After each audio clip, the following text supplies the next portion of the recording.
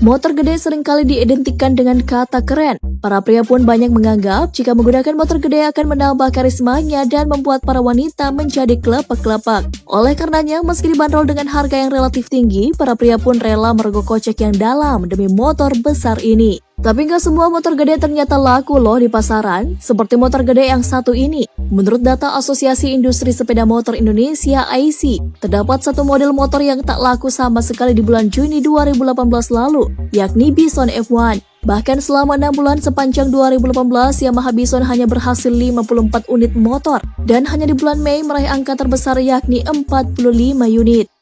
Suzuki Spin. Motor matic juga adalah salah satu jenis motor yang banyak digandrungi oleh berbagai kalangan.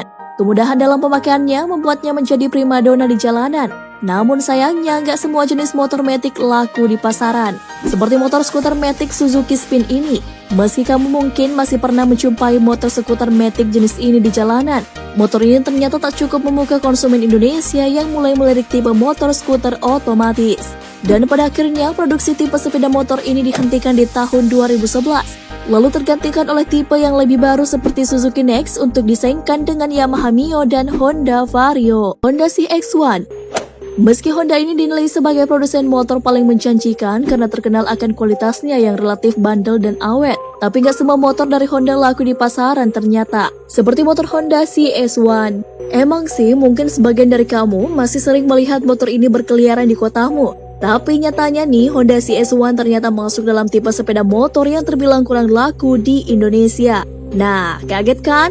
Suatu sumber mengatakan hal ini dikarenakan desainnya yang kurang elegan dan kalah dengan penjualan motor matic keluaran Honda, seperti Beat dan Vario. Honda Absolute Revo.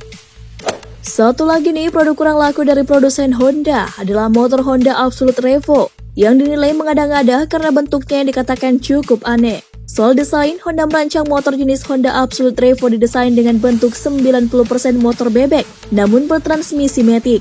Secara sederhananya, motor ini berbodi bebek namun memiliki mesin matic. Cukup unik juga ya guys. Di negara tetangga Thailand, Honda Absolute Revo bernama Huawei. Motor ini dirilis pada tahun 2010, namun hanya sampai 2013.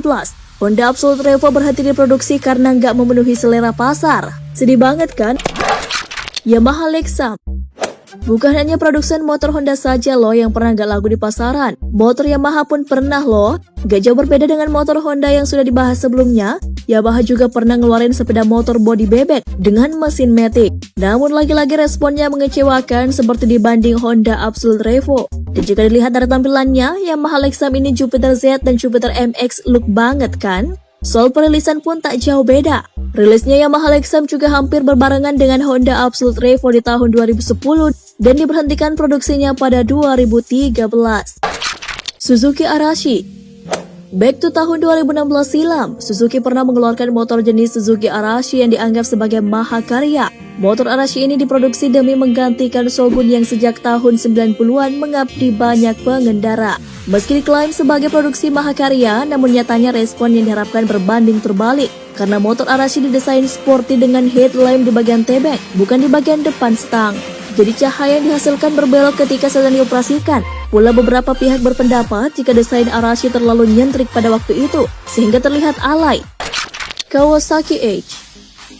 Dari merek Suzuki kita bergeser ke merek Kawasaki. Mengusung teman di semua sisi, motor bebek besutan Kawasaki ini dinamai Kawasaki Edge. Pada awalnya ketika dirilis di tahun 2010, tak ada yang kelihatan salah dengan motor bebek ini.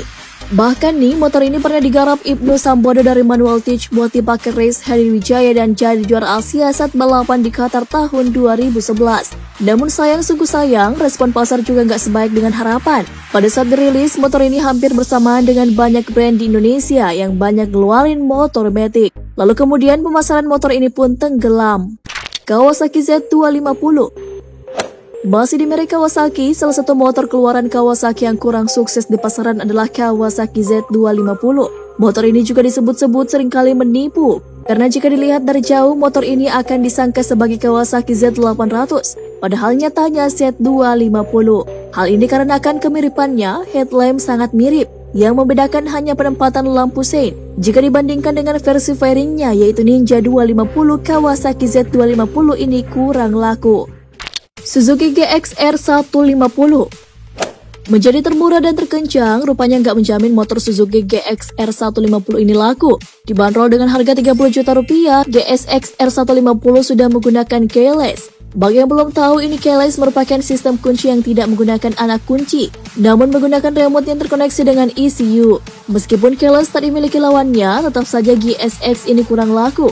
Ada pihak yang mengatakan jika desainnya yang kurang agresif, tapi kayaknya itu sih tergantung selera masing-masing ya. KTM Juke 250. Meski motor ini terlihat keren, namun tetap saja motor ini kurang laku di pasaran. Kurang lakunya KTM Juke dikarenakan oleh mindset orang yang berkata bahwa 250cc harus 2 silinder agar merdu, sementara motor Juke 250 masih dengan 1 silinder. Motor ini juga memiliki desainnya yang agresif dan serba menyudut. Soal fiturnya juga nggak kalah oke, suspensi upside down, slipper clutch, dan full digital speedometer.